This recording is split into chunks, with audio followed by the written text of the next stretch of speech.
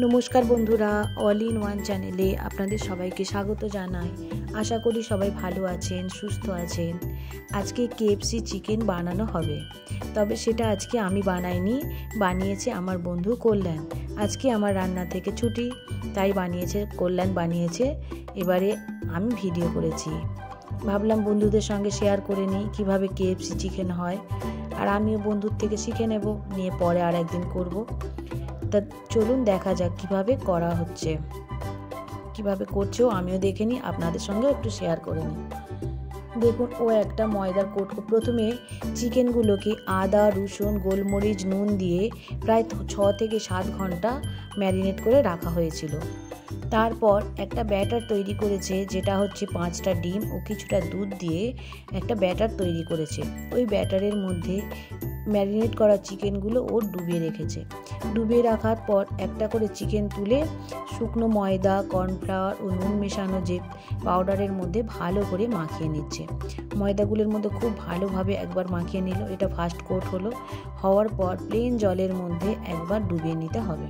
ডুবিয়ে তুলে নিয়ে আবারও এই ময়দার কোটের মধ্যে ভালো করে চেপে চেপে চেপে চেপে ওটা মাখিয়ে নিতে হবে, যাতে চিকেনটা ডবল কোট হয়ে যায়।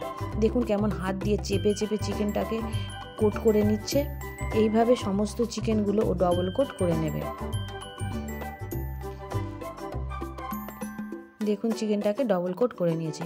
কিছু কিছু চিকেন ও সিঙ্গেল কোট করেছে, আপনারা চাইলে সব চিকেনই ডবল কোট করে নেবেন, তাহলে খেতে বেশি ভালো হবে।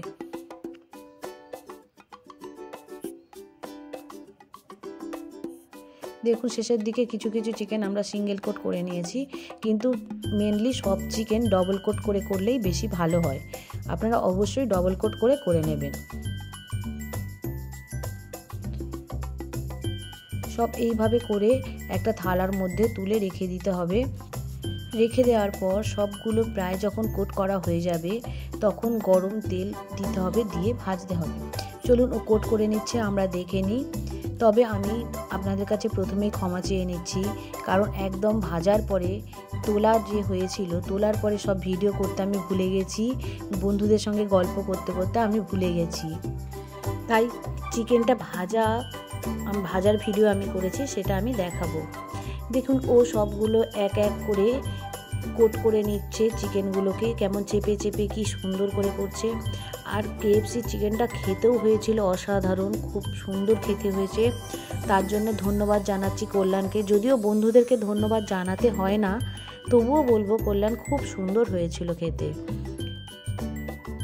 এবার দেখুন ও এক এক করে সব ছেড়ে দিচ্ছে কড়াইয়ের মধ্যে।